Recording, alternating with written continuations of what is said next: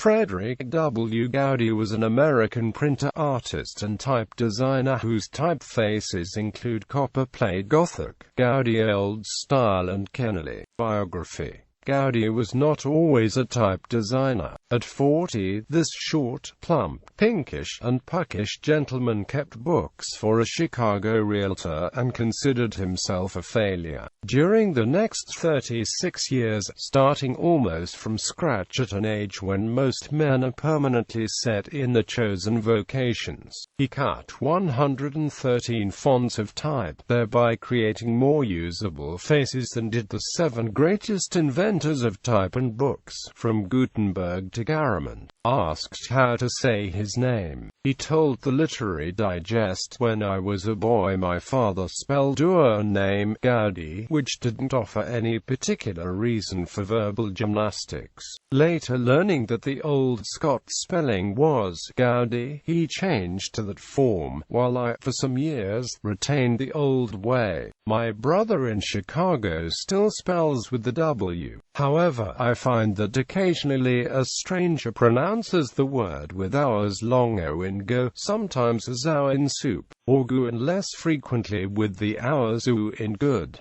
I retained the original pronunciation with ours in out." Quote, after teaching lettering and becoming known as an advertising designer in Chicago, Goudy built his reputation as type designer. Goudy designed his first typeface, Camelot, in 1896.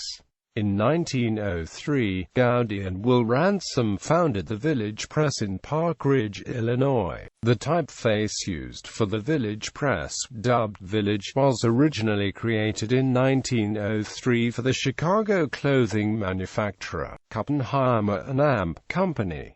This venture was modeled on the arts and crafts movement ideals of William Morris. It was moved to Boston, and then New York. In 1908, he created his first significant typeface for the Lanston Monotype Machine Company, E38, sometimes known as Goudy Light. However, in that same year the Village Press burned to the ground, destroying all of his equipment and designs. In 1911, Goudy produced his first hit, Kennerley Old Style, for an H.G. Wells anthology published by Mitchell Kennerley. This success was followed by Goudy's release of the titling letter Forum. Both Kennerley and Forum were cut for private use. Although Goudy was one of the first type designers to become established without working for a foundry, the American Type Founders Company became interested in Goudy after his release of Kennerley and Forum. ATF commissioned Goudy to create a typeface. Goudy agreed, on the condition that his original drawings would not be subjected to interference by the founder's drawing room. This commission would become Goudy Old Style. Goudy Old Style was released in 1915 and became an instant success. It was well suited for newspapers' advertising sections because of its efficient use of space. ATF continued to expand the Goudy family to Goudy Title in 1917, Goudy Bold in 1920, Goudy Catalog in 1921, Goudy Hand Tooled in 1922 and Goudy Extra Bold in 1927. Goudy types were clearly very lucrative for ATF, but Goudy did not receive anything because he had sold his original design for $1,500 instead of entering into a royalty agreement. ATF's refusal to give Goudy compensation for the success of the Goudy family led to the deterioration of Goudy's relationship with ATF. The only other typefaces Goudy designed for ATF was Goudy Type, and series of initial letters, named Cloister Initials. From 1920 to 1947, Goudy was art director for Lanston Monotype. Although he continued to design for Monotype throughout this period, Goudy withdrew to his workshop in Marlborough, New York, which he dubbed the Village Letter Foundry. Goudy withdrew partly because he believed that the methods the Monotype firm used to transfer his designs to matrices compromised his work.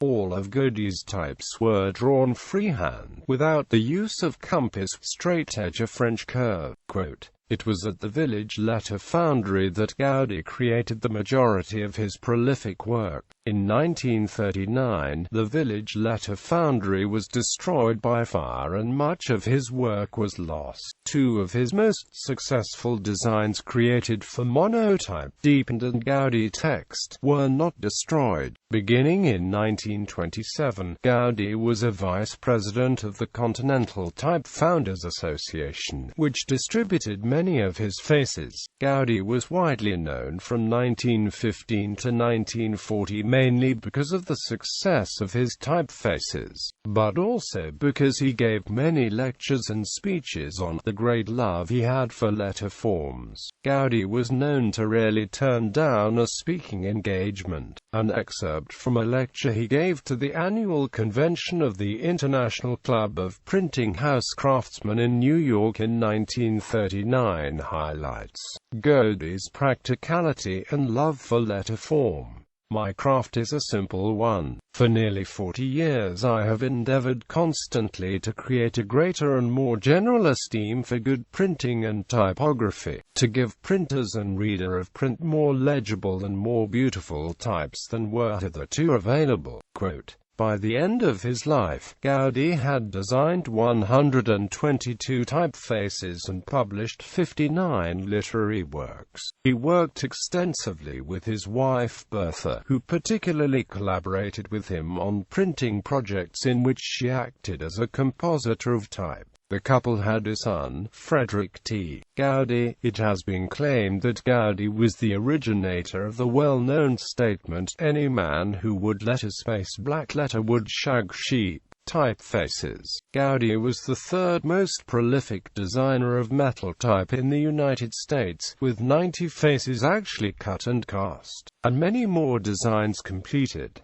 His most famous work, Copperplate Gothic and Goudy Old Style. Besides printing, he also worked on numerous hand lettering projects and created a large set of ampersands for an article on the topic. Goudy's career was influenced by the arts and crafts movement and the growth of fine book printing in the United States, at a time when printing types had become quite mechanical and geometric under the influence of Didon designs such as Bodoni. Goudy spent his career developing old-style serifs often influenced by the printing of the Italian Renaissance and calligraphy, with a characteristic warmth and irregularity.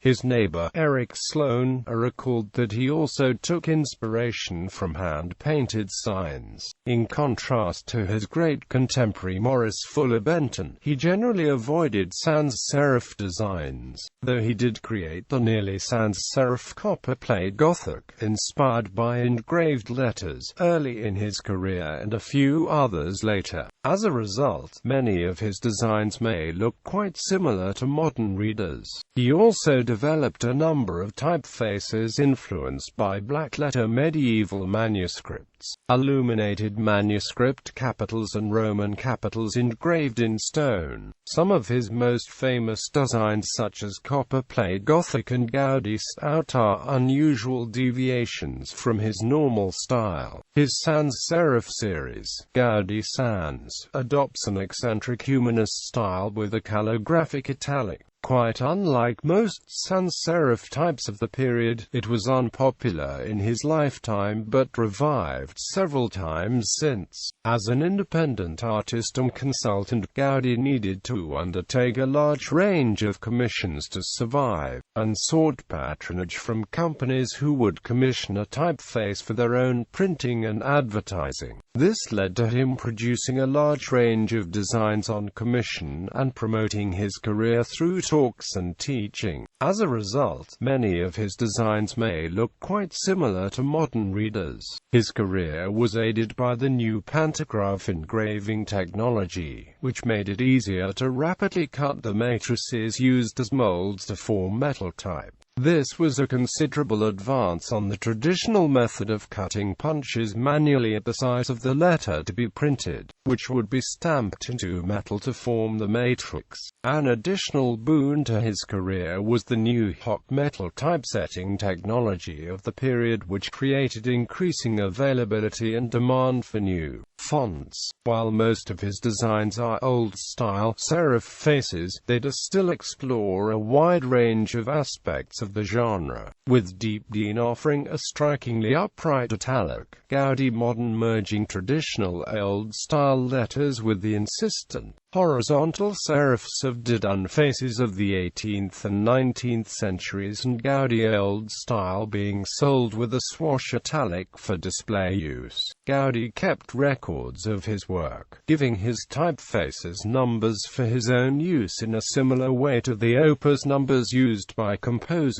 Almost uniquely for type designers of the metal type era, he wrote extensively on his work, including a thorough commentary on each of his designs late in life. The printer Daniel Berkeley Updike, while respecting some of his work, echoed Goudy's student Wiggins's comment that his work lacked a certain snap and acidity. He also wrote that Goudy had never gotten over a desire to imitate medieval books. The British printer Stanley Morrison, also a veteran of fine book printing whose career at Monotype had moved in the direction of blending tradition with practicality, admired much of Goudy's work and ethos, but wrote that Goudy had designed a whole century of very peculiar-looking types, and that he was glad that his company's Times New Roman did not look as if it has been designed by somebody in particular, Mr. Goudy for instance. Goudy felt in his later life that his career had been overshadowed by new trends, with modernism and a trend towards sharper geometric design making his work out of favor. In 1938 he designed University of California Old Style for the sole proprietary use of the University of California Press. The Lanston Monotype Company released a version of this typeface as Californian for wider distribution in 1956, while ITC created a well-known adaptation called Berkeley Old Style or YTC Berkeley in 1983.